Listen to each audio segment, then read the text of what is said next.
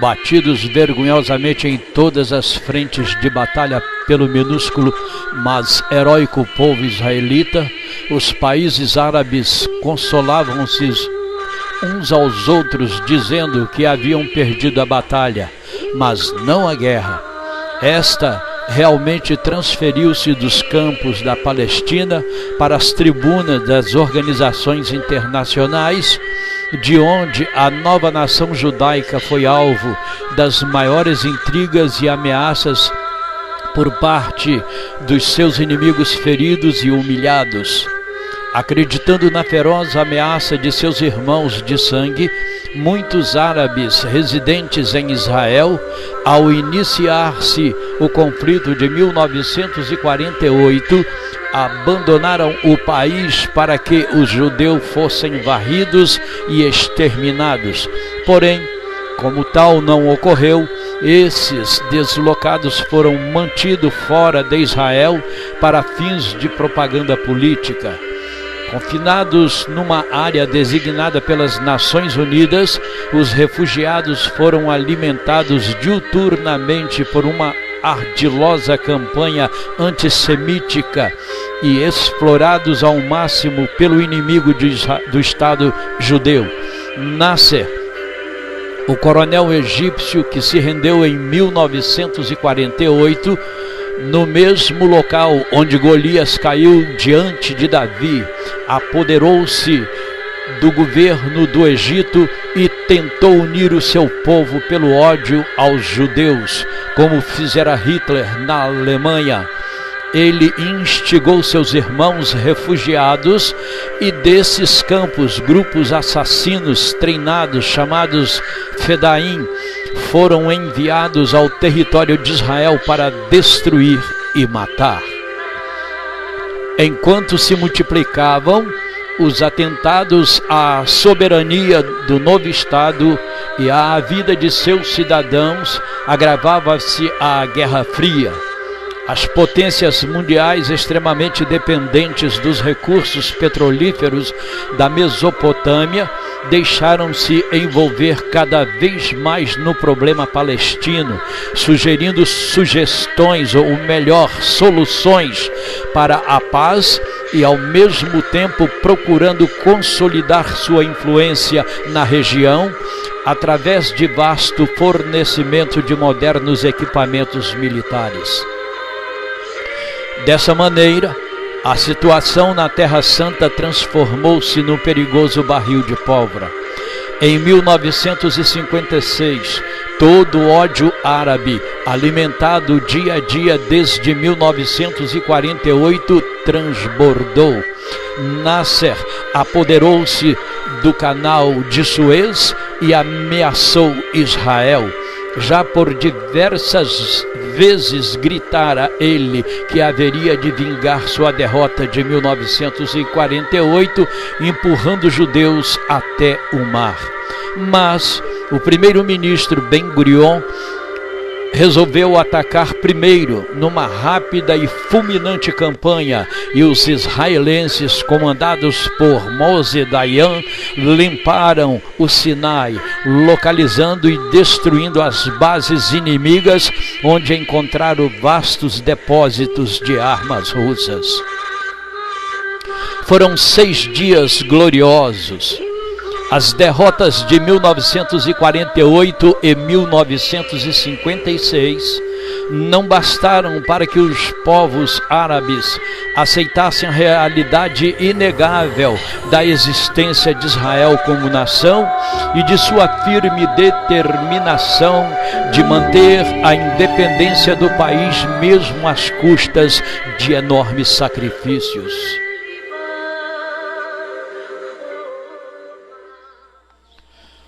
Há 40 anos atrás, o serviço secreto soviético cometeu um grande erro que mudou a história moderna. Baseado numa análise de falha, determinou que Israel atacaria a Síria e ocuparia Damasco. Os relatórios foram enviados para todos os países árabes, aliados da União Soviética, aceitando como verdade Gamal Abdel Nasser, presidente do Egito, foi o primeiro a mobilizar as suas tropas e opinião pública. Milhares de pessoas saíram às ruas do Cairo, exigindo que Israel fosse empurrado para o mar. A mídia árabe foi fundamental em vender essas ideias. Em 22 de maio de 1947, o Egito já possuía mais de 130 mil soldados no deserto do Sinai, 1.000 canhões, 1.100 blindados, com 950 tanques de guerra. Do trecho de Cirã ao deserto do Sinai foi fechado, impedindo a navegação entre Israel e o Oriente. Ao todo, quase 500 mil de soldados do Egito, Jordânia, Síria e Iraque foram mobilizados e colocados nas fronteiras de Israel. A aviação soviética baseada na Ucrânia foram pintadas com as cores do Egito para entrarem no conflito. Alguns dias depois, em 5 de junho de 1967, Israel atacou primeiro, voando sob o Mediterrâneo, abaixo do nível dos radares egípcios. Praticamente todos os aviões franceses que Israel possuía atacaram as bases aéreas do Egito. Apenas 12 caças ficaram em Israel com a missão de defenderem o país. Em poucas horas, mais de 300 aviões soviéticos egípcios foram destruídos no solo ou pouco após decolar. Sem cobertura aérea, o exército egípcio tentaram conter as forças israelenses, mas não desistiram. Para tomar o Sinai, Israel perdeu 338 soldados. A perda do Egito foram de 15 mil soldados. A cidade de Gaza foi abandonada e encontrada deserta pelas tropas israelenses. O comando egípcio deu a ordem de abandonar todos os equipamentos e fugiu para o outro lado do canal de Suez. A guerra era apenas contra o Egito. Pouco depois, a Jordânia começou a bombardear Jerusalém Ocidental e a cidade de Natânia, entre Tel Aviv e Haifa, na costa do Mediterrâneo, com a intenção de encostar Israel ao centro.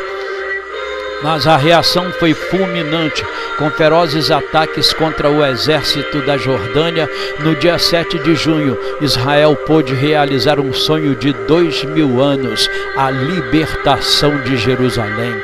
Junto com os jordanianos, haviam soldados iraquianos. Após 10 horas de batalha rua a rua, casa a casa, contra ninhos de metralhadoras fortificados e atiradores de elites, os paraquedistas israelenses, com grande perda de homens, controlaram toda a cidade de Jerusalém. Se chegaram ao Muro das Lamentações, o local mais sagrado do judaísmo e proibido aos judeus desde 1948. Cerca de 2 horas depois, a imagem que marcaria a guerra, os generais comandantes, os Imarques, Mancal Dayan e Rick Rabi, chegou ao corredor e modificavam o Muro das Lamentações. Todas as construções históricas e religiosas foram preservadas e não atacadas, inclusive a mesquita de Al-Aqsa e de Domo da Rocha, acreditando na mídia egípcia mentirosa que publicava que Israel estava sendo arrasado. A Síria atacou a partir das colinas de Golã, bombardeando Haifa, Refrenká e várias cidades do norte de Israel. Havia apenas uma divisão blindada e a infantaria golanense, que não só obteve os sírios, como também toda a região de Golã. As forças aéreas israelenses destruiu a da Síria em duros combates. Os russos, intimidados pela presença de um porta-avião americano a 80 quilômetros do litoral da Síria, não atacaram. Ao longo da semana, vemos uma guerra dos 6 dias na mídia mundial. 40 anos depois, ao processo de uma revisão histórica, de reconstruir a memória da história de Israel. A Guerra dos 6 Dias foi a segunda das 6 guerras que Israel esteve ameaçado pela destruição e venceu. Venceu porque Israel não tem escolha. Israel não pode perder nenhuma guerra. A derrota significa a eliminação do Estado de Israel. Hoje, lembramos e homenageamos os soldados de Israel e principalmente os 2.000 soldados que deram suas vidas em 1967.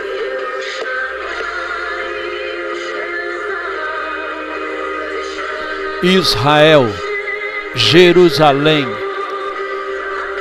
a menina dos olhos de Deus aqui na terra, o cálice de tontear de todas as nações, conforme os textos sagrados do legado de Deus para toda a humanidade.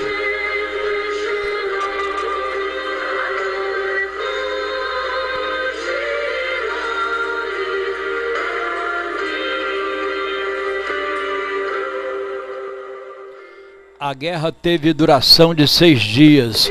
No 7º, Israel descansou. Deuteronômio 1:30. O Senhor vosso Deus Yahvé, que vai adiante de vós, ele pelejará por vós. Vítimas de Israel, 779. Vítimas do inimigo, 24.000 mortos, 6.000 prisioneiros, 400 aviões destruídos. Que Deus, o Todo-Poderoso, transforme este exército dos filhos de Abraão no melhor do mundo. Quando fores cercado por teus inimigos de todos os lados, lembrai do único Deus que nunca os abandonou. Devemos agora aguardar o desenrolar dos últimos momentos do mundo. Israel deverá ser atacado mais uma vez neste final dos tempos por todos os 10 reinos que estão se formando dentro da nova ordem econômica mundial. Conforme Zacarias 12, 2 e 3, que diz: Eis que eu farei de Jerusalém um cálice de tontear para todos os povos em redor e também para Judá, durante o sítio contra Jerusalém. Naquele dia farei de Jerusalém uma pedra pesada para todos os povos. Todos os que a erguerem se ferirão gravemente e contra ela se ajuntarão todas as nações da terra. Naquele dia o Senhor protegerá os habitantes de Jerusalém, e o mais fraco dentre eles naquele dia será como Davi, e a casa de Davi será como Deus, como o anjo do Senhor diante deles. Naquele dia procurarei destruir todas as nações que vierem contra Jerusalém. Zacarias capítulo 14 e versículo de número 3.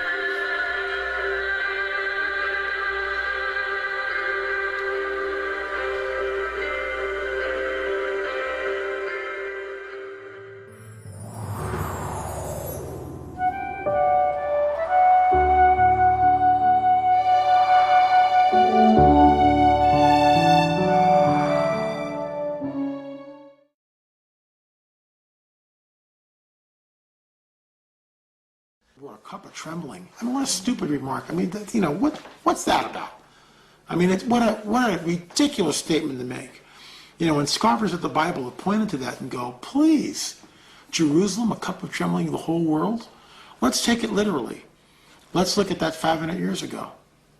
Let's look at it during the Crusades 1,000 years ago. Not to the whole world, it wasn't a cup of trembling, was it? Not to the whole world in a literal sense. And I'm a literalist, unfortunately. But when it says the whole world, Jerusalem today is a cup of trembling to the whole world. The United Nations has condemned Israel more than 370 times.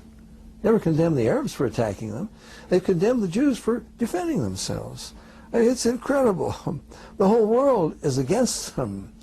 And God said, I will make them a cup of trembling. And this is the number one problem that the United Nations faces today. Everybody knows it.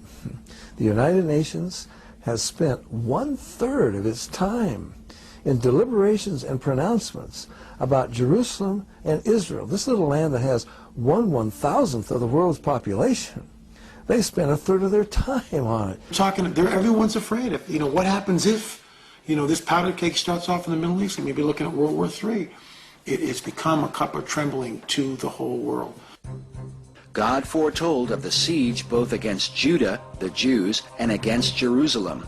Then he goes on to speak of the day of the Lord, saying, Behold, the day of the Lord cometh, for I will gather all nations against Jerusalem to battle. God makes it clear that what he does with Israel is to be a witness to all the nations of the earth. In fact, in Isaiah 43:10, God says to Israel, you are my witnesses to yourselves and to the world that I am God.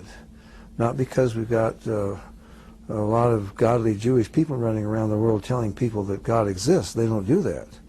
But because of what the Bible said would happen to them, and it has happened. I do not this for your sakes, O house of Israel, but for my holy name's sake. The nations shall know that I am the Lord, says the Lord God, when I shall be sanctified in you before their eyes. For I will take you from among the nations, and gather you out of all countries, and will bring you into your own land. Some might find it hard to believe that all the world would be against the Jews, since Israel seems to have many allies. Some have even believed that the Jews secretly control the world behind the scenes, manipulating media and world government. But God said of Israel under the curse of the law that there would be no might in their hand, and that Israel would be only oppressed and crushed always because of their disobedience. Can it be that in a mere half-century since the rebirth of Israel as a nation, that the Jews have overthrown all the ancient institutions of the world?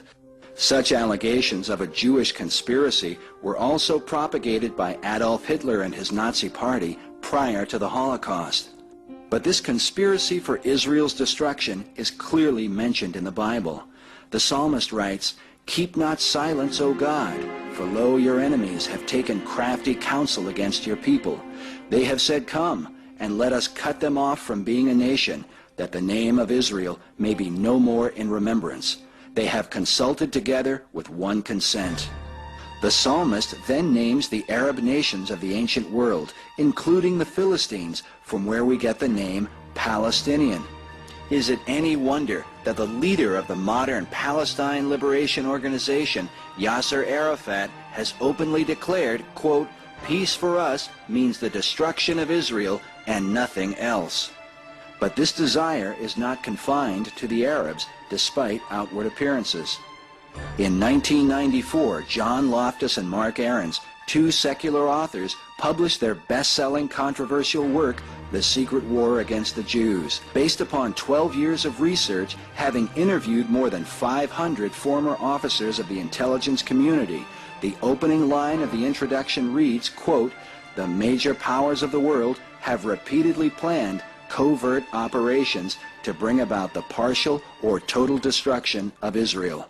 Meanwhile, the publisher includes this review saying, quote, The authors demonstrate that numerous Western countries, especially the United States and Great Britain, have conducted repeated and willful spying missions on Palestine and later Israel over many decades.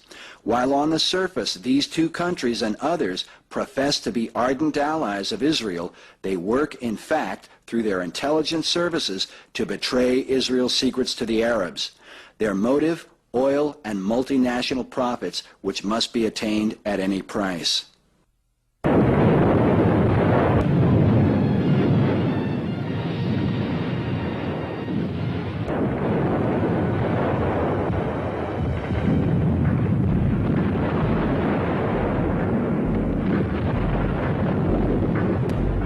The Bible foretells that events leading to Armageddon will be a time of trouble, the likes of which mankind has never before witnessed. Jesus said, For then shall be great tribulation, such as was not since the beginning of the world to this time, no, nor ever shall be.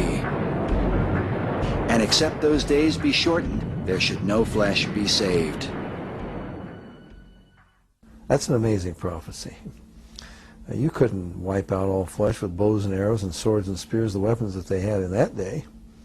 Not even with conventional bombs from World War II. But we live in a day when we have weapons so horrible. I mean, it is just beyond science fiction.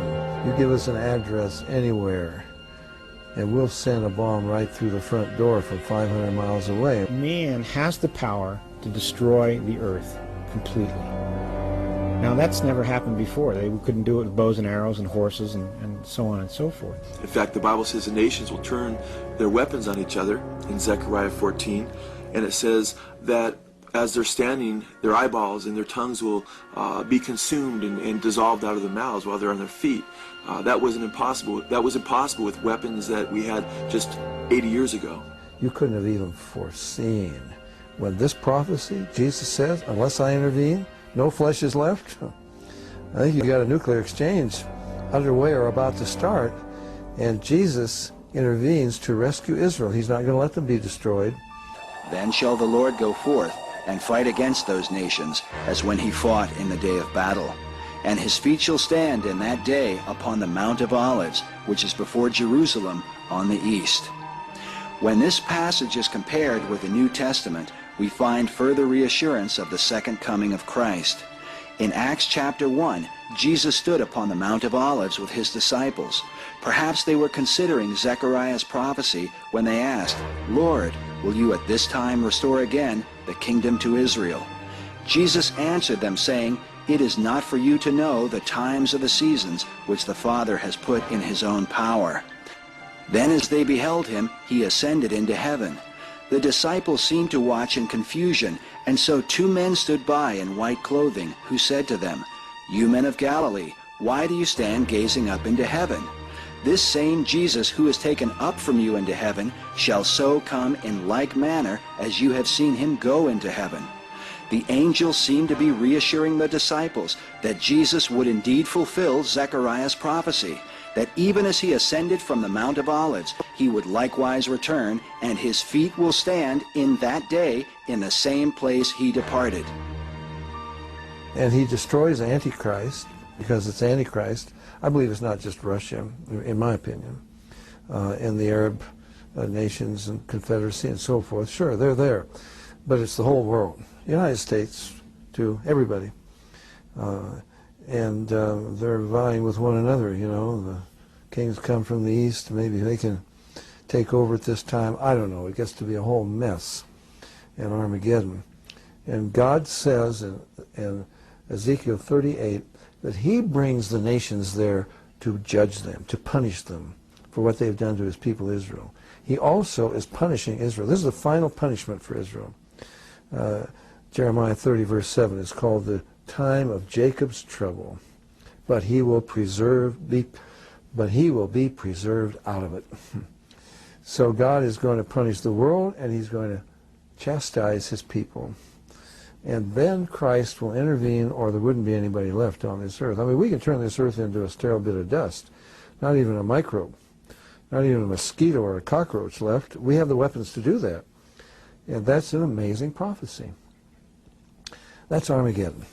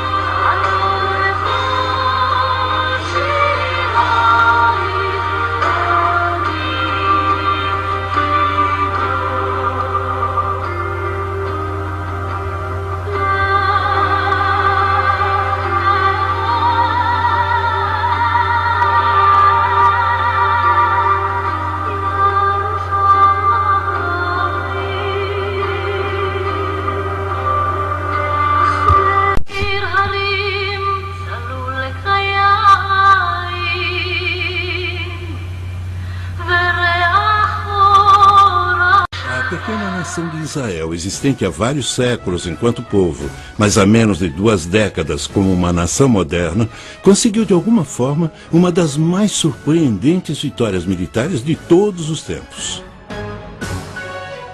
Em 1967, durante apenas 6 dias, Israel venceu as forças inimigas cuja superioridade numérica era de 2-1. Essa vitória inusitada teria sido resultado de uma estratégia militar superior ou havia outra coisa envolvida?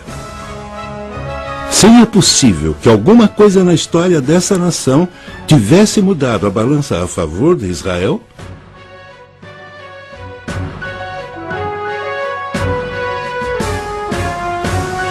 Dada a moderna tecnologia militar, como seria possível tal vitória milagrosa? O atual tumulto no Oriente Médio seria um resultado direto dessa vitória? E poderia, talvez, estar preparando o cenário para que a história se repetisse? A vitória de Israel na Guerra dos 6 Dias foi uma genialidade militar ou poderia ter sido um milagre profetizado nos segredos milenares da Bíblia?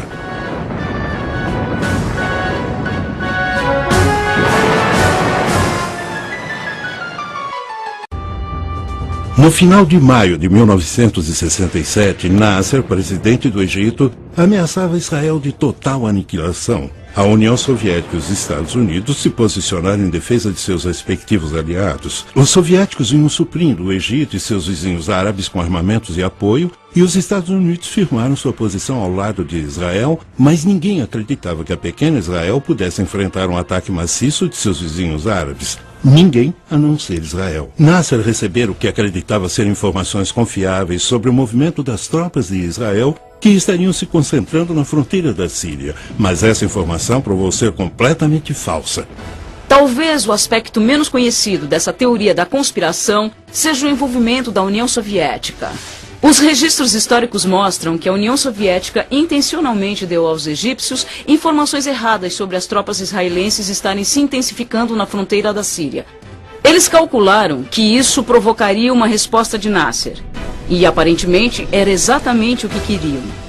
Alguns egípcios acreditam que os soviéticos passaram relatórios falsos da concentração de tropas israelenses para mostrar o quanto dependiam dos soviéticos.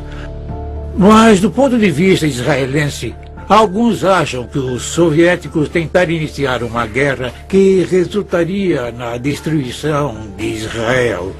Os russos forneceram informações falsas aos egípcios, pois era uma oportunidade de conseguirem dominar o Oriente Médio. Israel era uma mini superpotência naquela região.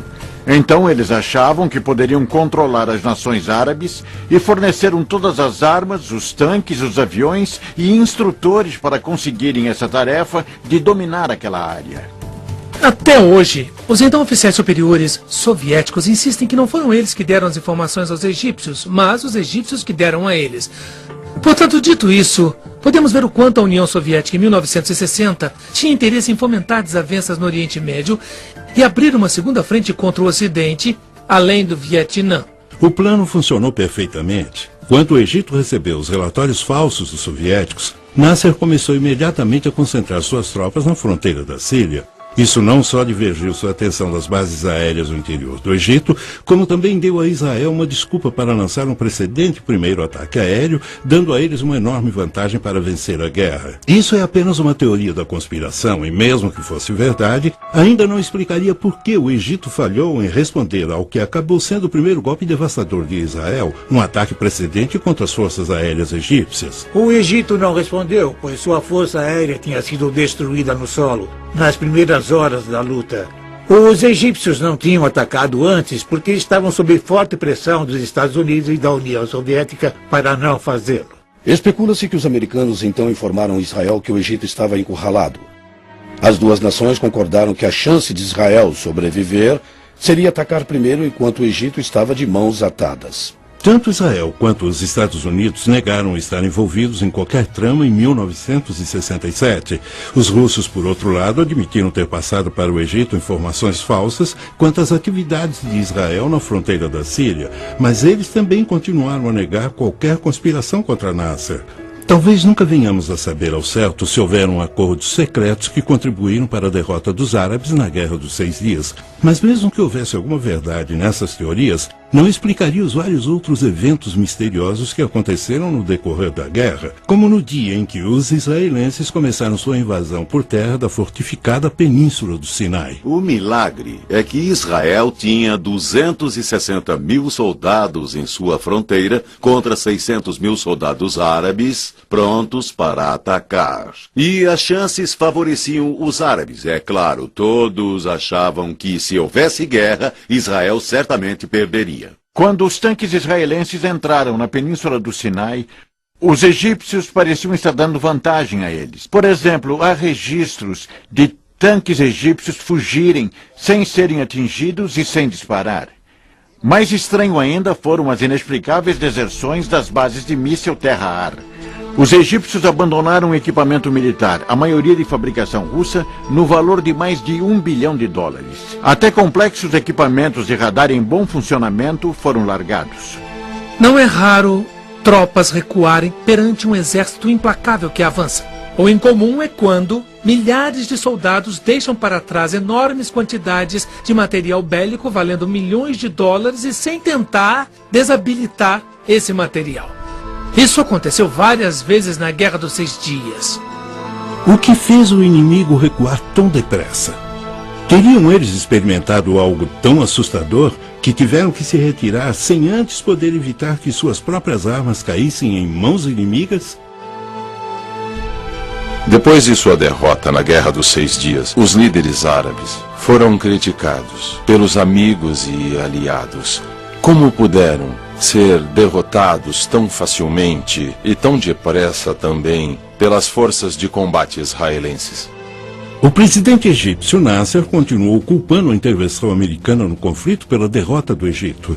Então é possível que os Estados Unidos tenham fornecido armas secretas a Israel e mantido isso em segredo por todos esses anos? Certamente não é raro uma arma de destruição em massa mudar o rumo da guerra, e todos sabemos que a bomba atômica é um bom exemplo. Durante a Segunda Guerra Mundial, os japoneses tinham prometido lutar até a morte. Mas quando os Estados Unidos lançaram seu poderio nuclear em Hiroshima e Nagasaki, os japoneses não tiveram outra escolha senão se render. Quando os Estados Unidos lançaram a bomba atômica, não era mais segredo. Isso provou que eles não só a possuíam, mas estavam prontos para usá-la.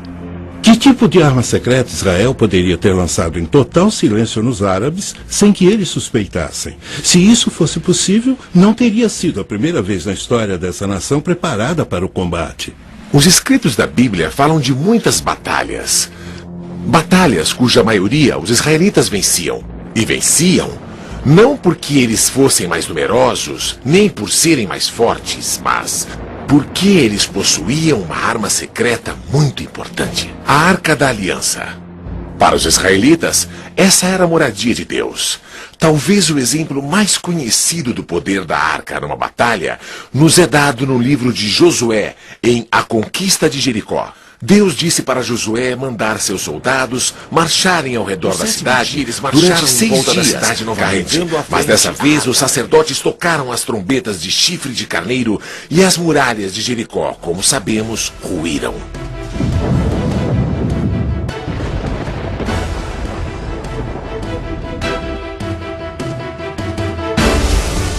A Arca da Aliança foi perdida há milhares de anos. Então não tem como ela ter tomado parte na vitória.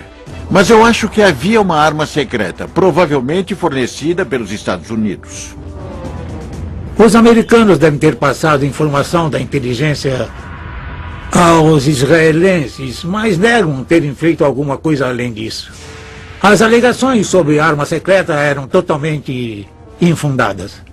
Embora os árabes dissessem que Israel tinha armas secretas que acabaram por decidir a guerra, eles não tinham armas nucleares atômicas secretas de larga escala. No entanto, utilizou armas inovadoras antissecretas em seus ataques. Na Batalha de Jerusalém, por exemplo, os bunkers israelenses que estavam de frente para os jordanianos tinham mísseis superfície secretos. E assim que os jordanianos começaram a bombardear o oeste de Jerusalém israelense, esses mísseis conseguiram arrasar, em questão de minutos, os bunkers jordanianos. Se as teorias da conspiração não podem explicar a surpreendente vitória de Israel na Guerra dos 6 Dias e não havia nenhuma arma secreta, devemos procurar outra opção. Talvez tenha havido uma intervenção de outro tipo que levou o general Mordecai Rode a dar a seguinte explicação. Ele disse: quando nossa nação é encurralada, ela se ergue e revida em dobro. Esse espírito é a arma secreta do povo de Israel. A força e a coragem do povo israelita certamente tiveram muito a ver com a sua vitória milagrosa. Mas teria havido outra força atuando no conflito? Uma força sobrenatural? Seria possível que os grandes profetas do passado de Israel estavam para receber o que lhes é devido? E quem confirmaria essa intervenção milagrosa? Os israelitas ou os árabes? Por milhares de anos, o povo israelita foi espalhado pelas nações frequentemente mais hostis do mundo. No entanto, uma esperança e uma herança em comum o mantiveram unido, apesar da fé e a coragem do povo judeu terem sido testadas ao limite extremo e além.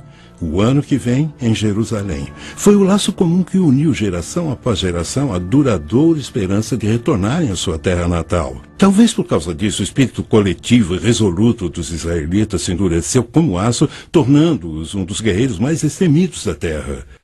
Isso explicaria como eles superaram os terríveis desafios para vencerem a Guerra dos 6 Dias? Talvez, mas também pode ter havido outra explicação. Estou convencido de que houve intervenção divina na Guerra dos 6 Dias. Comparando os dois exércitos, o seu tamanho, o número de soldados e comparando também o impressionante maquinário, você vê que era impossível isso ter acontecido sem uma ajuda externa. Israel era uma nação contra um mar de estados árabes. Parecia que iríamos perder e deixar de ser uma nação entre nações.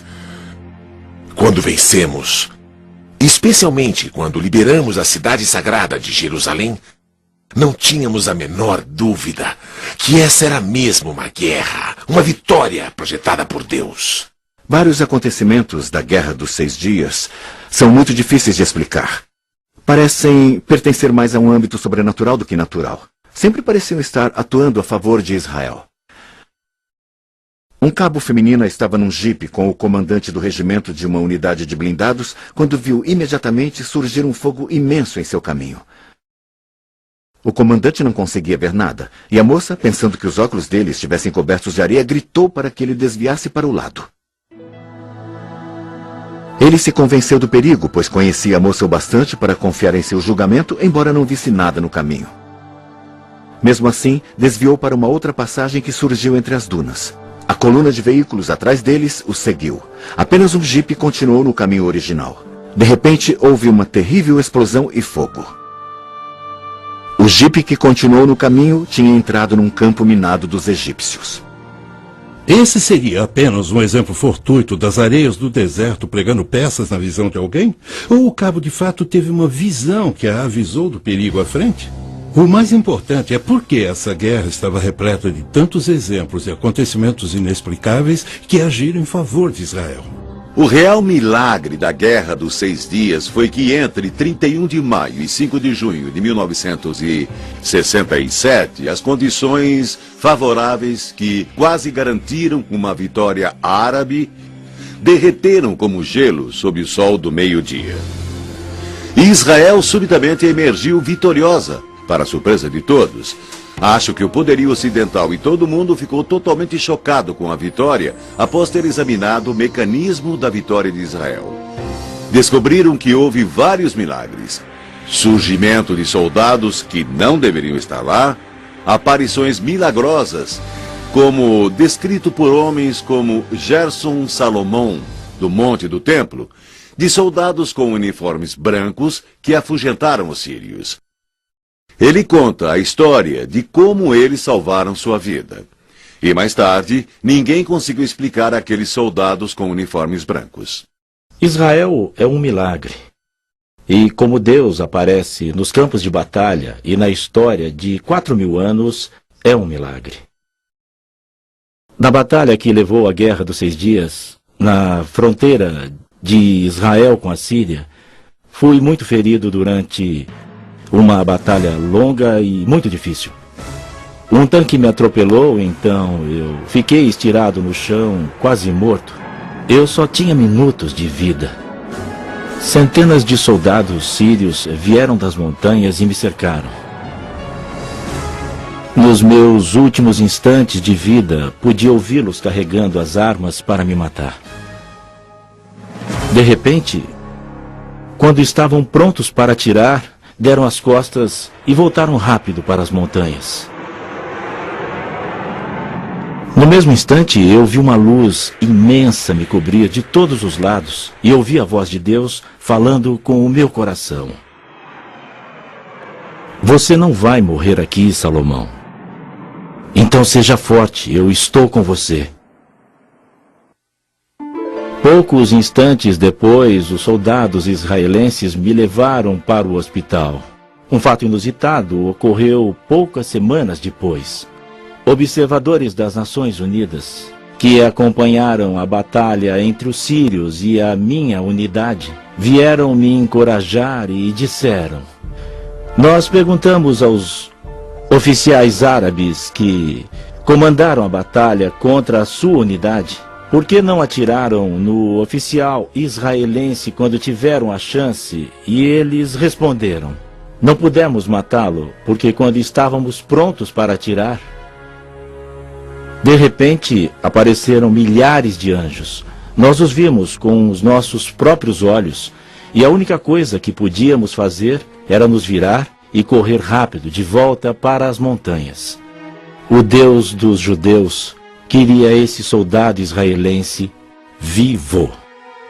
Outro grande milagre aconteceu no Sinai, quando um soldado israelense que tinha perdido a sua unidade e estava sozinho, de repente viu uma unidade militar de milhares de egípcios.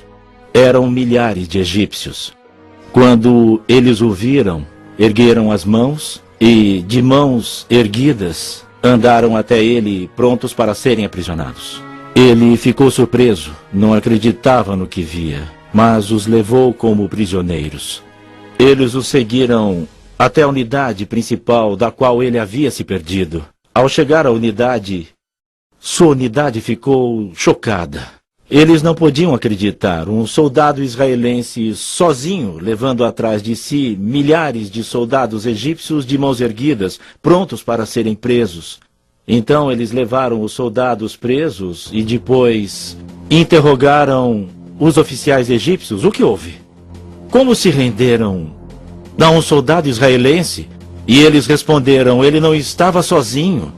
Junto dele haviam milhares e milhares de anjos, com armas em suas mãos, prontos para atirar. E eles disseram: estamos prontos para lutar contra soldados israelenses, mas não estamos preparados para lutar contra os anjos de Deus. Comparando os dois exércitos, seu tamanho, o número de soldados e também comparando o seu maquinário, vê-se que jamais poderia ter acontecido sem uma ajuda externa. Se olharmos as Escrituras, nós vemos que Elias, ele disse: Senhor, abra os olhos dele. De repente seus olhos se abriram para os seres sobrenaturais. E o mesmo é verdade nessa guerra. A história nos diz que os egípcios estavam subindo para a fronteira do sul de Israel, quando uma mão de repente saiu do céu. Então eles ficaram com muito medo e fugiram. E essa história foi contada pelos egípcios, que disseram que algo sobrenatural havia acontecido. Essas não são apenas histórias místicas de livros. Isso é realidade na vida de Israel. Teria sido isso que o Senhor tinha em mente quando disse ao povo judeu em Levítico 26, versículos 7 e 8? Perseguireis os vossos inimigos, que cairão à espada diante de vós. 5 de vós perseguirão 100, e 100 dos vossos perseguirão 10.000. Tal ocorrência deixaria pouca dúvida quanto a quem era o seu protetor. Desde 1948, Jerusalém, o centro da fé judaica e sagrada para o cristianismo e o islã, tem sido uma cidade dividida. Israel controlava a metade ocidental da cidade e a Jordânia retinha o controle da metade oriental, que era a cidade antiga. Em 5, 6 e 7 de junho, houve uma briga ferrenha à volta toda do flanco oriental da cidade antiga. Mas na manhã do dia 7 de junho, o terceiro dia da guerra, as armas dos jordanianos se calaram. O general Uzi Narkis, da Força de Defesa Israelense, liderava o ataque. Ele conta que no quarto dia, uma calma sinistra pairou sobre a cidade. No início, ele chegou a pensar que fosse uma armadilha, mas os batedores confirmaram que a cidade estava vazia. Os jordanianos tinham saído na noite anterior, deixando todo o equipamento, e os israelenses, sem sequer atirar, entraram na cidade. Tomaram o monte do templo e alcançaram o muro ocidental. Quando os soldados israelenses entraram na antiga cidade de Jerusalém, não conseguiram acreditar no que viam. Lá perante eles estava o Muro das Lamentações, a única parede restante do segundo antigo templo que tinha sobrevivido à história da castigada região. Em 1948, os árabes tinham lacrado a antiga cidade e os judeus foram impedidos de entrar nesse lugar, o lugar mais importante do mundo para esse povo. Ali eles podiam agradecer e orar para o Deus que havia cuidado deles por milhares de anos. Nem todos os soldados israelenses acreditavam nisso. Alguns tinham pouco ou nenhuma convicção religiosa. Mas mesmo os incrédulos perceberam que algo importante havia ocorrido. Havia um significado especial na conquista milagrosa desses grandes trechos de terra, a mesma terra que os antigos escritos prometeram aos descendentes de Abraão? E a profecia da Bíblia teria sido cumprida quando Israel tomou posse de Jerusalém? O aspecto mais importante da Guerra dos 6 Dias foi o fato de Jerusalém ter sido unificada. Jerusalém tinha sido arrasada 20 vezes, mas nunca tinha sido dividida até 1948. E muitos dos profetas falaram sobre a unificação de Jerusalém que aconteceu na Guerra dos 6 Dias. A importância da recuperação de boa parte da terra prometida na Guerra dos 6 Dias é a realização de antigas profecias da Bíblia. Os escritos contam que os judeus seriam espalhados pelo mundo em 3 ocasiões diferentes. Também previram que a cada vez os judeus voltariam para Jerusalém.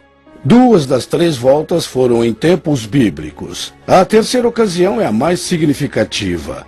E começou com a retomada de Jerusalém na Guerra dos 6 Dias. Muitos estudiosos da Bíblia acreditam que a entrada em Jerusalém em 11 de junho marcou o início do final dos tempos na Terra. A profecia da Bíblia, final dos tempos, se refere ao período de desastres cataclísmicos naturais, fome e guerra que iriam preceder o fim do mundo. Esses eventos, então, levarão a um conflito final, a uma batalha pavorosa, o Armagedon. O presente retorno de Israel seria o começo da derradeira e última reunião dos judeus em Jerusalém? Seria mais um elo da grande cadeia de eventos que prepararam o caminho para o final dos tempos? Para muitos, a preocupação mais imediata é o efeito que o contínuo conflito no Oriente Médio está tendo nas nações do mundo, especialmente a Rússia. Eventos recentes indicam que o adormecido gigante da Guerra Fria foi acordado e está claramente disputando uma posição de autoridade hoje no Oriente Médio. Quando a Guerra Fria terminou e o bloco soviético se fragmentou, não demorou muito para que a sua influência no Oriente Médio retrocedesse.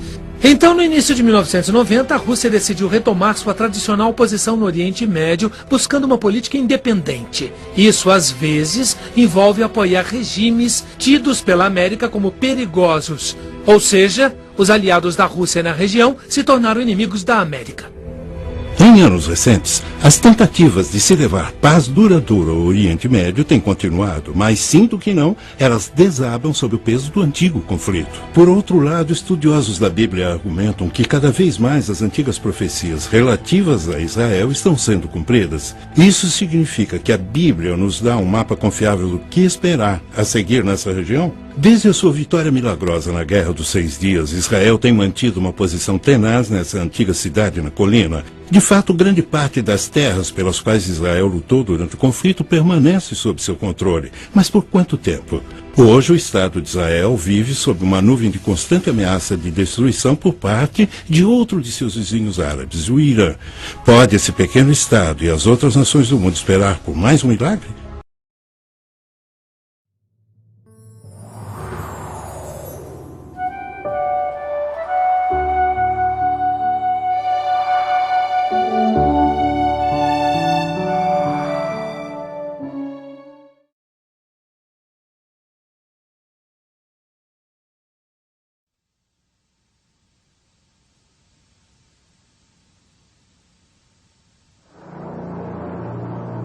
De junho de 1967.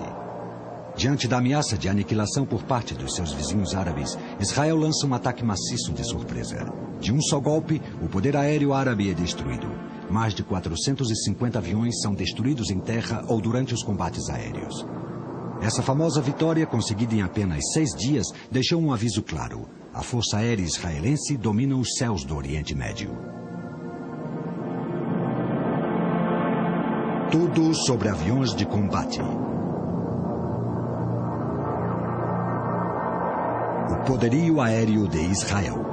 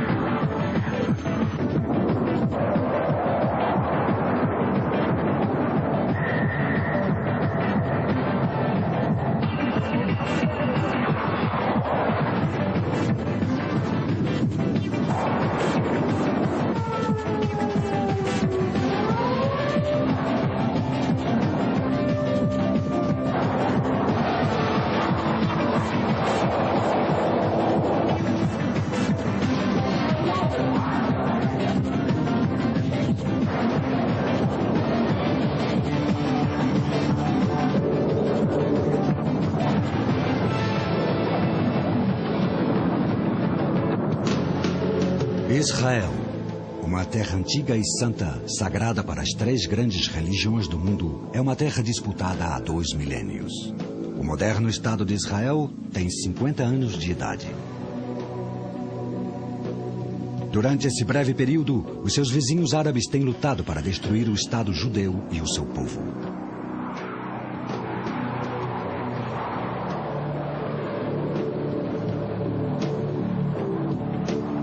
Como ponta de lança da defesa de Israel, sempre que o destino da nação esteve suspenso por um fio, se encontra o escudo de Davi, a Força Aérea Israelense, IAF. A IAF, que frequentemente se viu superada numericamente, entrou em ação constante em uma série de conflitos curtos e intensos, nos quais obteve resultados incríveis. Avião por avião e piloto por piloto, a moderna Força Aérea Israelense é sempre qualificada como a mais eficaz e letal do mundo. E sem nenhuma dúvida, os seus pilotos são os mais experientes em combate. A indústria aeroespacial israelense produz equipamentos avançados que são capazes de competir com qualquer outro do mundo. E ainda assim, este assombroso poder aéreo teve um começo bastante humilde. Em 1947, as Nações Unidas proclamaram a divisão da Palestina em 2 estados. Um para os judeus e outro para os palestinos. Mas os árabes se opuseram veementemente a este plano. Espalhados e perseguidos por todo o mundo, os judeus sonhavam há séculos com uma pátria própria. Isto se tornou realidade em maio de 48, quando o líder de Israel, David Ben-Gurion, declarou a independência do novo Estado de Israel. Mas para os árabes, isso significava apenas uma coisa: a guerra.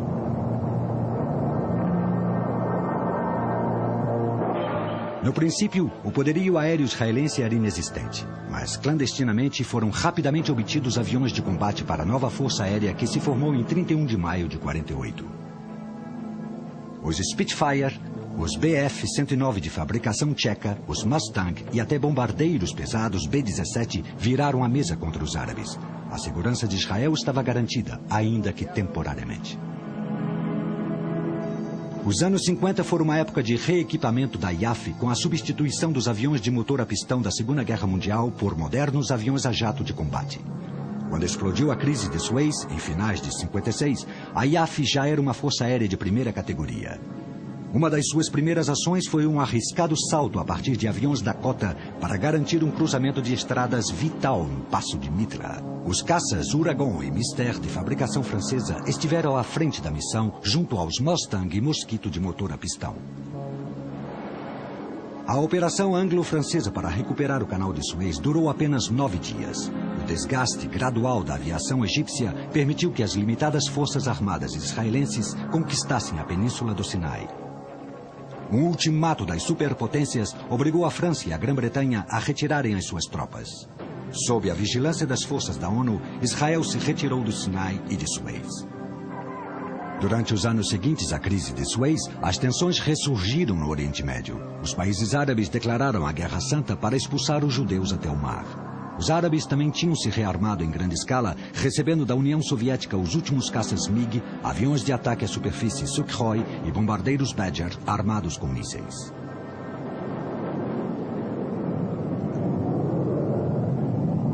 Em meados de 67, as tropas egípcias e sírias se concentraram nas fronteiras, prontas para atacar.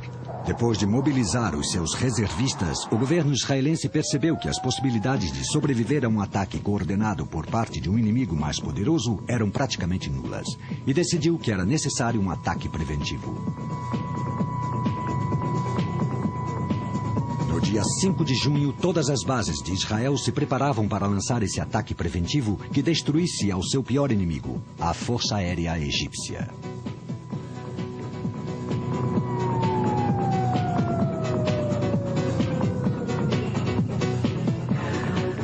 Como os seus vizinhos, Israel também havia reequipado a sua força aérea. Para combater os MiG-21 árabes, os israelenses tinham o Dassault Mirage 3CJ, um interceptador com asas em delta e velocidade Mach 2.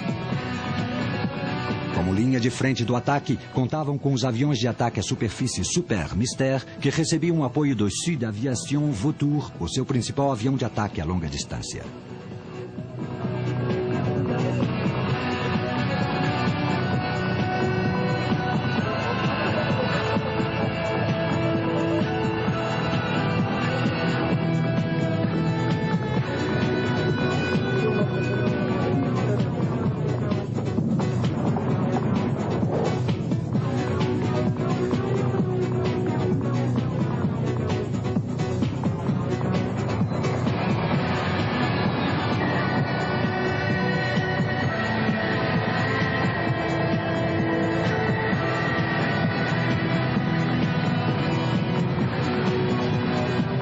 Às 7h45 da manhã, os jatos totalmente armados já se preparavam para decolar. Entre os pilotos que participaram estava Yalo Shavet, agora general.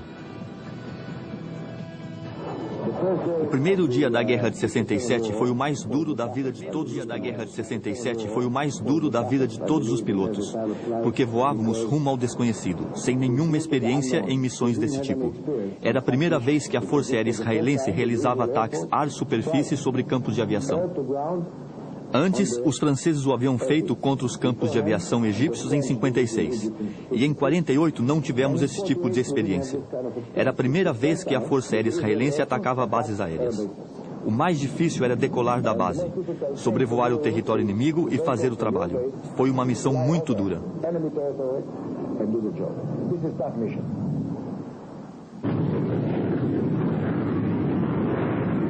O ataque foi composto de 3 incursões, cada uma com 40 Super Mystère e Mirage 3. Aproximando-se a coberto dos radares egípcios, conseguiram uma surpresa quase total contra os campos de aviação.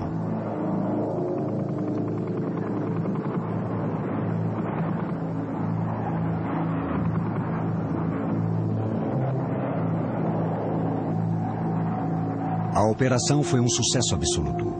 Em poucas horas, 304 dos 419 aviões egípcios estavam reduzidos a destroços fumegantes ou estavam totalmente danificados, sem possibilidade de reparação. A capacidade da IAF para realizar um grande número de saídas num espaço curto de tempo fez com que a inteligência árabe acreditasse que os israelenses atacavam em grande número. Na verdade, este êxito foi devido às equipes de terra da IAF, que preparavam rapidamente os aviões para uma nova saída, rearmando-os e reabastecendo-os em menos de 8 minutos.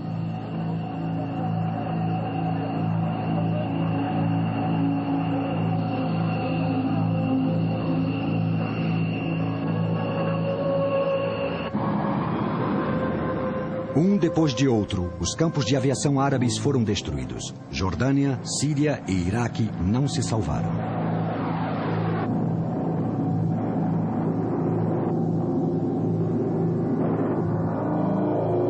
"63 caças iraquianos e sírios foram abatidos. A Força Aérea Jordaniana foi totalmente varrida do céu. O resultado final fala por si mesmo. 79 aviões árabes abatidos em combate aéreo contra apenas 3 de Israel. Foi uma vitória esmagadora. Agora, a IAF já dominava os ares.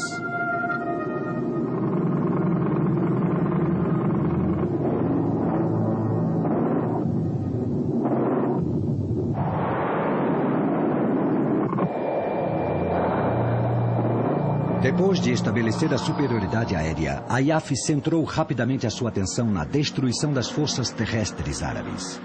Inclusive, os Fauga Magister, que eram normalmente usados como aviões de treinamento, entraram em serviço como aparelhos de ataque à superfície.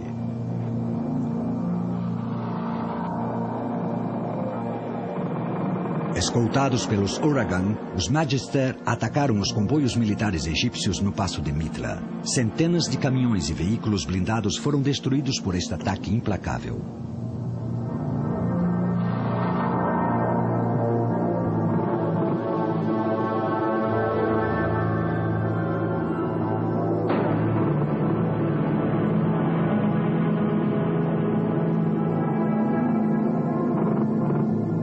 Depois do assalto, centenas de armações retorcidas e queimadas de caminhões e tanques ficaram espalhadas pelo deserto. Um grande número de soldados egípcios foi capturado.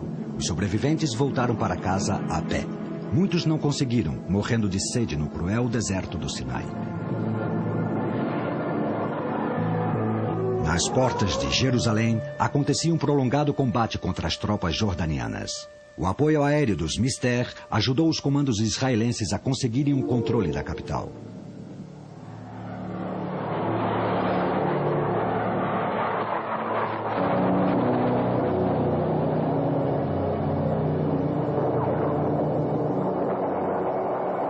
Quando finalmente foi assinado o armistício, em 10 de junho, estava claro que Israel havia conseguido uma vitória espetacular. Um triunfo devido principalmente à sua força aérea. Os árabes haviam perdido 450 aviões e 500 tanques, 70% da sua máquina de guerra. Mas Israel também sofreu baixas. 46 aviões perdidos, 737 soldados mortos e mais 2.500 feridos. Nos conta o general Yalo Shavid.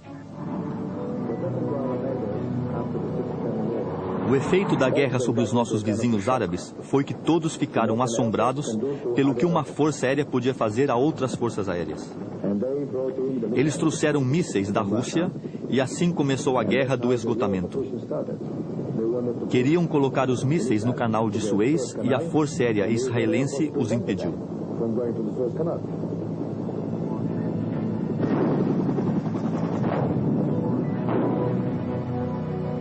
Os combates entre Israel e os seus vizinhos não terminaram com o cessar-fogo da Guerra de 67. Nos 3 anos que se seguiram até 1970, Egito e, em menor escala, a Síria enfrentaram Israel em uma série de choques esporádicos conhecidos como a Guerra do Esgotamento. Durante este período, as forças israelenses estiveram em constante alerta.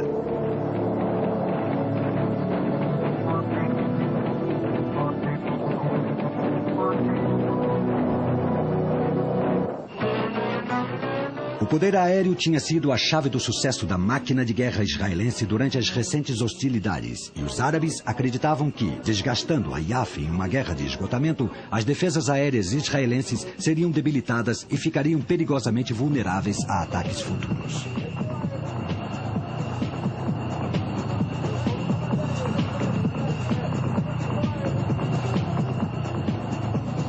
Ambas as partes esperavam se recuperar das fortes perdas da Guerra de 67.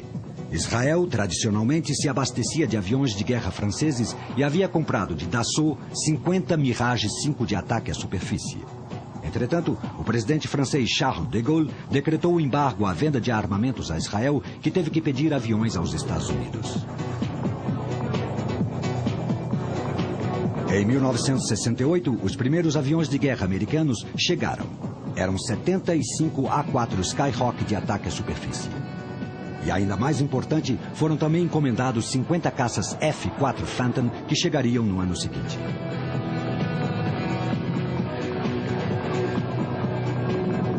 Assim equipada, a IAF realizou uma série de ataques a longa distância, penetrando no território egípcio contra quartéis militares, acampamentos de treinamento de terroristas e postos de artilharia.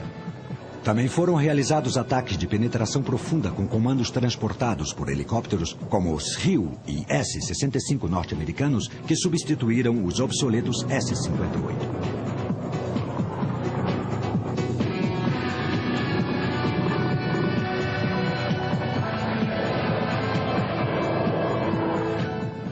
Com o Skyhawk como avião de ataque e o Mirage no papel de interceptador, o Biplace Phantom tornou-se então o avião de combate mais importante de Israel. Os primeiros F-4 chegaram em setembro de 69 e a IAF anunciou a chegada do seu novo avião de guerra e a sua absoluta superioridade aérea sobre o Egito com um voo supersônico sobre o Cairo.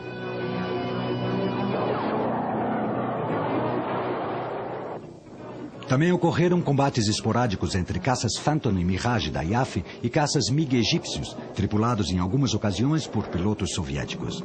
Quando se chegou a um cessar-fogo em agosto de 70, as baixas árabes chegavam a 113 aviões, comparados a apenas 35 de Israel. O Egito continuou a se rearmar em grande escala com armas de fabricação soviética. O objeto de maior preocupação para a IAF era agora a enorme rede de defesa aérea do Egito, fornecida pela União Soviética e estabelecida durante a Guerra do Esgotamento. Foram empregados enormes esforços para obter informações sobre os radares e a sua localização. Um golpe importante aconteceu quando, em finais de 69, comandos israelenses capturaram intacto um sistema Bar-Lock para analisá-lo em detalhe.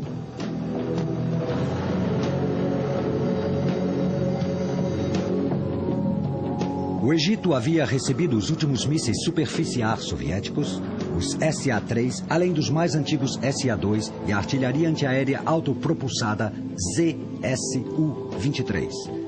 Durante a Guerra do Esgotamento, eles atingiram alguns aviões da IAF, mas muitos mais seriam perdidos no conflito seguinte.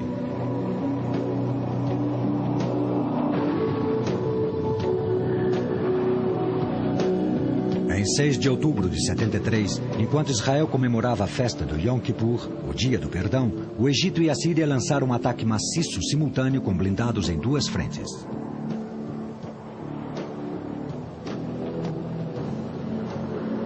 Decididos a vingar a derrota de 1967 e a recuperar os territórios perdidos durante aquele conflito, os árabes chegaram a um acordo para destruir o Estado de Israel de uma vez por todas. Israel estava totalmente desprevenido e se apressou para mobilizar as suas forças. As posições israelenses foram esmagadas pelo ataque árabe, bem coordenado e executado sob a proteção das suas respectivas coberturas de defesa aérea.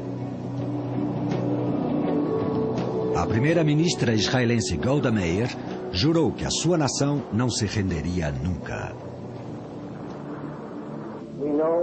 Sabemos que a rendição significa morte. Significa a morte da nossa soberania e a destruição física de todo o nosso povo. Não nos deixaremos destruir. Não nos destruirão, porque o espírito dos nossos homens na frente, o espírito do nosso povo nas suas casas, em todas as cidades, em todas as aldeias, é o espírito de um povo que odeia a guerra, mas sabe que para viver, deve ganhar esta guerra que nos foi imposta.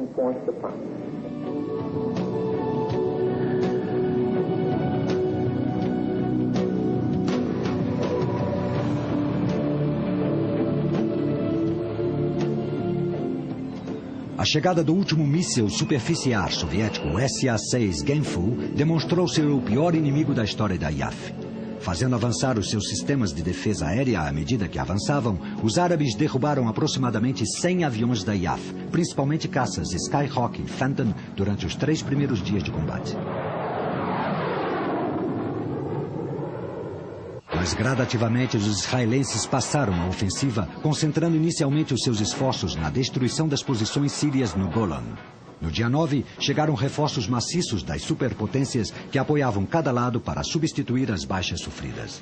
Em alguns casos, os aviões de guerra eram desviados diretamente das unidades da USAF ou do Pacto de Varsóvia na Europa. A IAF utilizou equipamentos de contramedidas eletrônicas e táticas norte-americanas para derrubar aos mísseis superfície-ar. Os blindados israelenses cruzaram o canal de Suez e penetraram em território egípcio e, pelo nordeste, invadiram a Síria. Houve mais combates ferozes até que as posições foram consolidadas e foi assinado um cessar-fogo no dia 24. Israel esteve muito perto da derrota, mas novamente chegou a sua força aérea para o seu resgate. Ganhou um tempo valioso, apesar de a um alto preço, para que as suas forças pudessem se reagrupar e contra-atacar. Aprenderam uma dolorosa lição. Nunca mais estariam tão pouco preparados. A imposição do embargo de armas francês levou a Israel a desenvolver os seus próprios aviões de guerra. Uma cópia sem licença do Mirage 5 e o Nesra foi produzida a tempo de participar na guerra do Yom Kippur. Logo foi melhorada com o nome de Kfir, ou filhote de leão. Uma nova aviônica de navegação e de ataque aletas Canar e um turbo-reator norte-americano J-79 converteram ao simples Mirage em um avião de guerra multifuncional de grande capacidade. Os árabes recuperaram seu orgulho depois da guerra do Yom Kippur e em 1978 se assinou um tratado de paz entre Egito e Israel. Ainda que continuava totalmente preparada para defender a segurança de Israel, apesar da menor ameaça, a Força Aérea se concentrava agora em se reequipar com aviões de guerra mais modernos. 2 façanhas espetaculares a grande distância demonstraram que a sua capacidade não havia diminuído. Em julho de 76, comandos israelenses voaram com um Hércules de Israel até Uganda para resgatar os reféns em poder dos terroristas a bordo de um avião de passageiros sequestrado no aeroporto de Entebbe.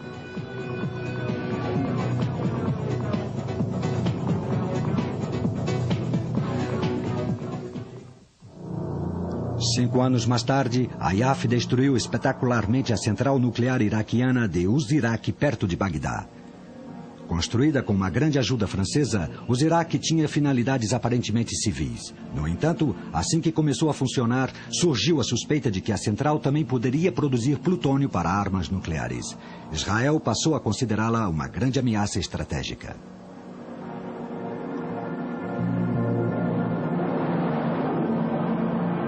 No dia 7 de junho de 81, 8 F-16 recém-comprados, escoltados por F-15, partiram para destruir o reator. Os aviões cruzaram 3 países hostis, Jordânia, Arábia Saudita e Iraque, sobrevoando os 970 quilômetros de rota totalmente a baixa altitude.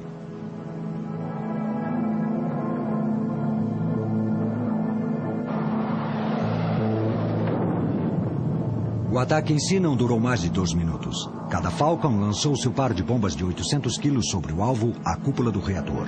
A central foi totalmente destruída.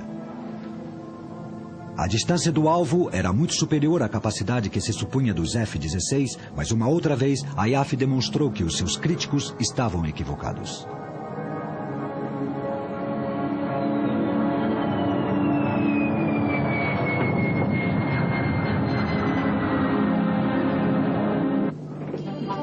Em 1982, forças palestinas no Líbano intensificaram seus ataques com foguetes Katyusha sobre vilas do norte de Israel, obrigando Israel a lançar a Operação Paz para Galileia em junho desse ano. O objetivo da invasão maciça era afugentar os palestinos do sul do Líbano, uma operação à qual a Síria se opunha totalmente.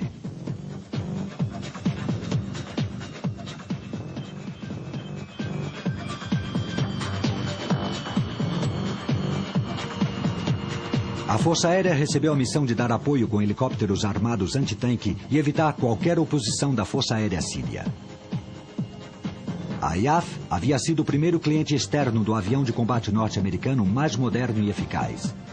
Aos F-15 Eagle e F-16 Fighting Falcon se juntou o avião de alerta imediato E-2 Hawkeye.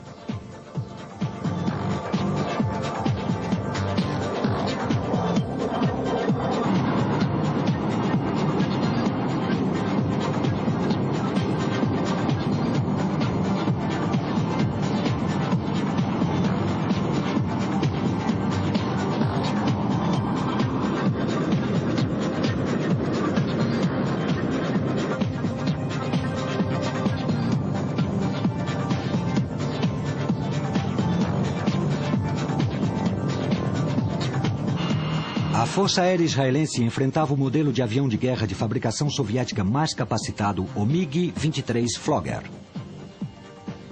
A Síria também contava com caças MiG-25 Foxbat e MiG-21 de terceira geração.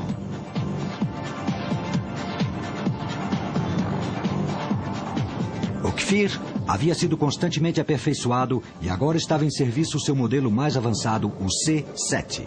E levava uma nova arma, o míssil Ar Rafael Python, muito ágil e de fabricação própria.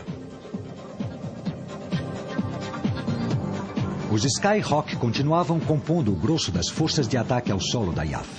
As baixas durante a guerra do Yom Kippur foram graves e o A-4 sofreu uma modificação particular para reduzir a vulnerabilidade aos mísseis superfície-ar. Um tubo de escape estendido.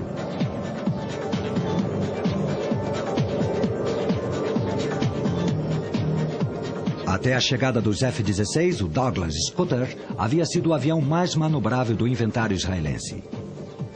Este piloto mostra a sua agilidade em uma demonstração de giro constante no ar para evitar os mísseis superfície-ar.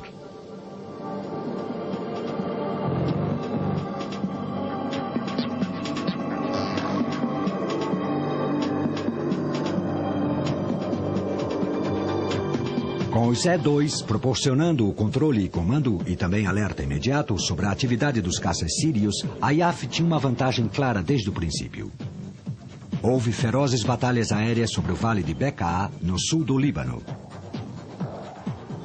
Em apenas 2 dias, a Força Aérea Síria foi destruída.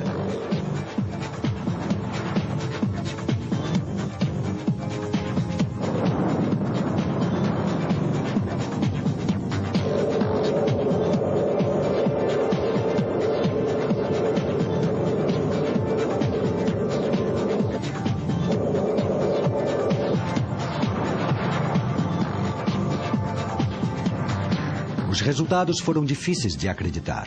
85 MiG-21 e 23 foram abatidos contra nenhum caça israelense. Era a confirmação definitiva da superioridade da IAF. Os F-15 representam a metade do total de aviões abatidos.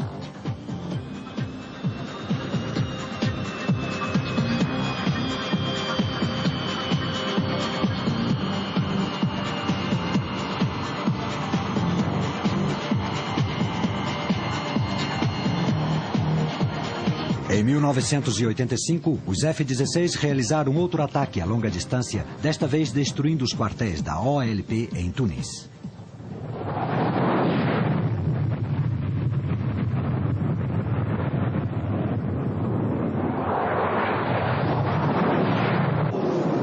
Durante os anos 80, o Phantom foi utilizado intensivamente para atacar possíveis posições terroristas no Líbano com ataques preventivos ou como instrumento de represália.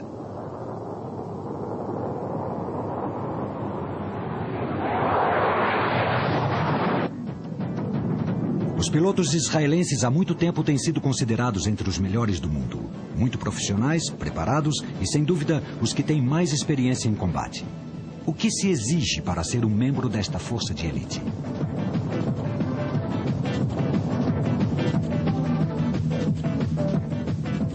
Após a seleção inicial, os estudantes realizam um primeiro treinamento em antigos Piper Cubs.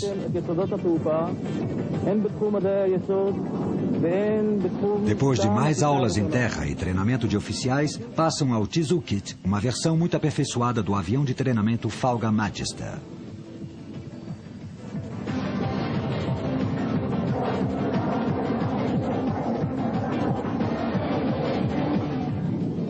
O Uma vez passada a seleção e depois de serem condecorados, os jovens pilotos da IAF são destinados a um esquadrão operacional daquela que é uma das forças aéreas mais formidáveis do mundo.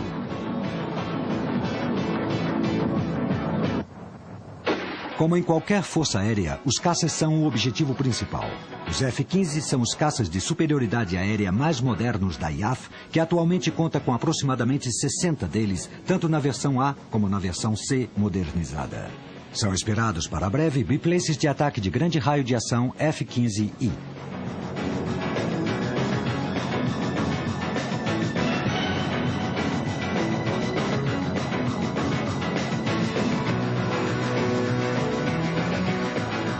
Por grande margem, o avião de combate mais numeroso da IAF é o F-16 Fighting Falcon.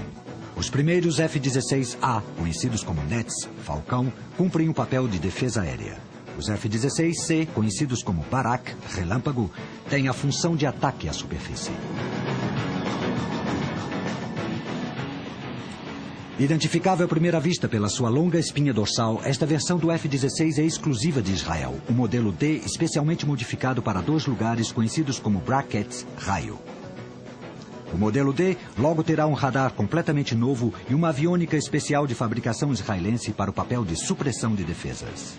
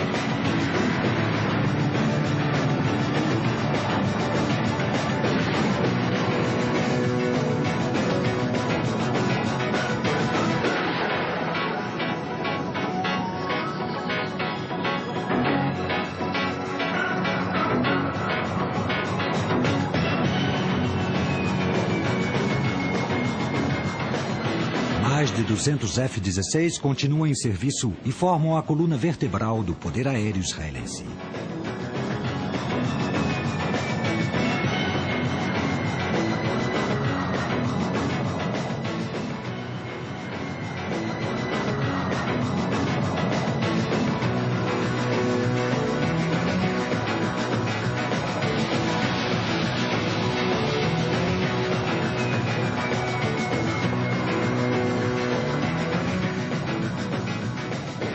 Apesar da força de Kfir ter sido reduzida a apenas 2 esquadrões de primeira linha, este modelo continua desempenhando uma função vital. Sabe-se que muitas naves estão nos hangares e equipariam aos esquadrões de reserva em caso de guerra. Os Kfir remanescentes continuam sofrendo diversas modificações e melhorias para aumentar a sua capacidade.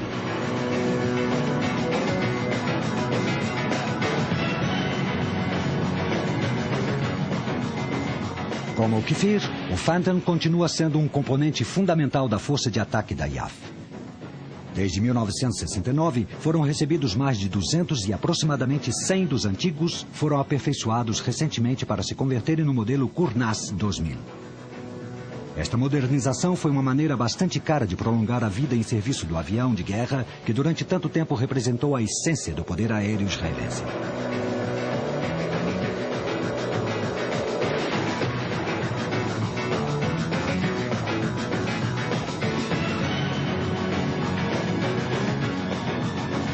Completando a força de ataque está um esquadrão operacional de Skyhawk e outros estão em armazenagem ativa como reserva para uma emergência de guerra.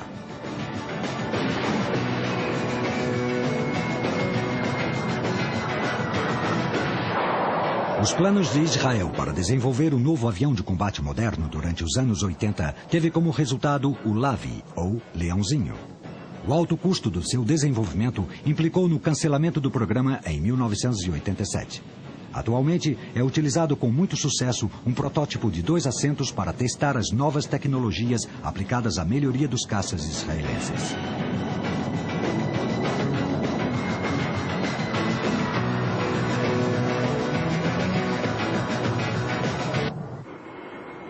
Os Boeing 707 ainda estão em serviço como aviões-tanque e também como plataformas de espionagem, postos de comando e outras especialidades eletrônicas. A guerra eletrônica também é levada a cabo pelo venerável Douglas C-47. Os C-47 da IAF estão equipados com uma infinidade de antenas.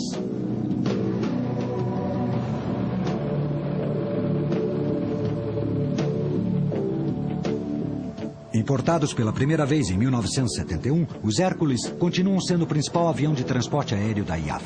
Aproximadamente 20 modelos E e H estão em serviço em 2 esquadrões, incluindo 2 aviões-tanque KC-130H.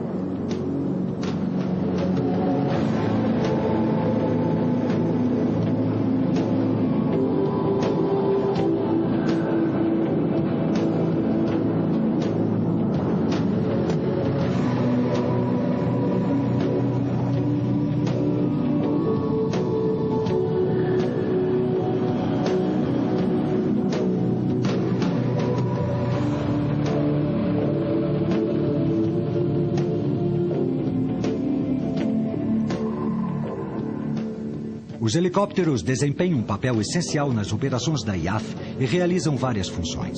Começaram a se destacar durante a guerra de Yom Kippur e demonstraram seu valor durante as operações no Líbano.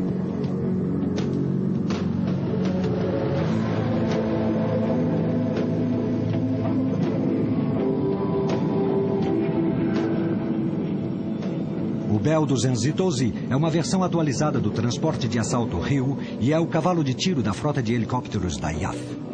No Líbano, se demonstrou especialmente útil nas operações antiterroristas.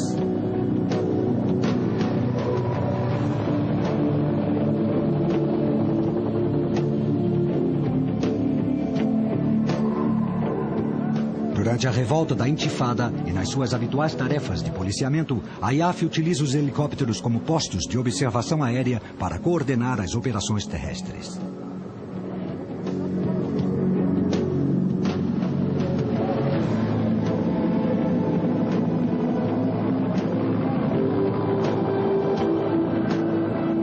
A capacidade para levar grandes cargas é proporcionada por uma versão melhorada do Sikorsky S-65, na qual é particularmente valorizada o seu excelente rendimento em climas quentes e a grandes altitudes.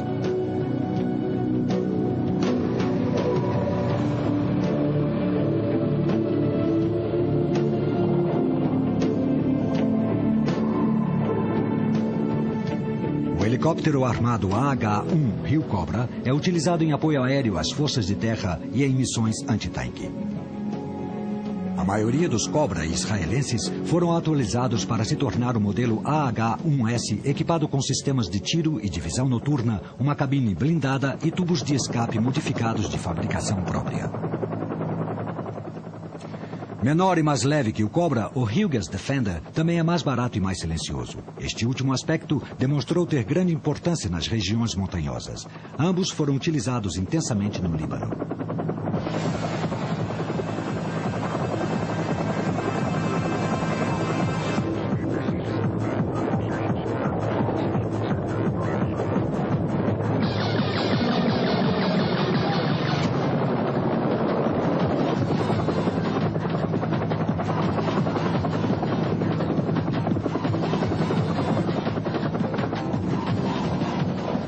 A Força de Helicópteros da IAF recebeu recentemente um aumento importante da sua potência de fogo com a chegada de mais de 40 helicópteros armados Apache que complementarão os Cobra.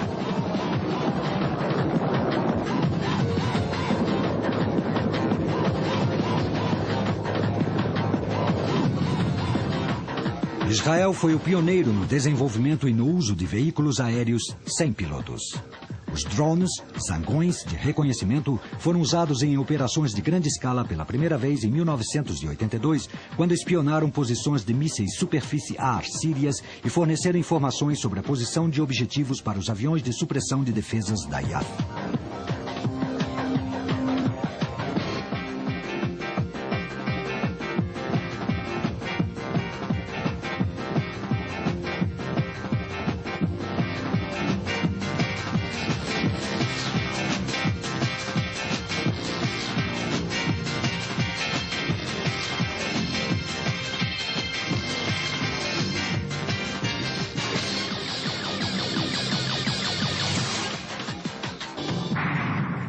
Desde a sua formação, a Força Aérea Israelense tem estado inexoravelmente ligada à própria sobrevivência do Estado de Israel. Em vários conflitos curtos e sangrentos, tem sido tanto o escudo que protege a Israel dos seus vizinhos árabes hostis, como a ponta de lança com a qual lhes inflige o seu justo castigo. Equipada com os aviões de combate mais avançados do mundo, a IAF continua defendendo e preservando a segurança de Israel.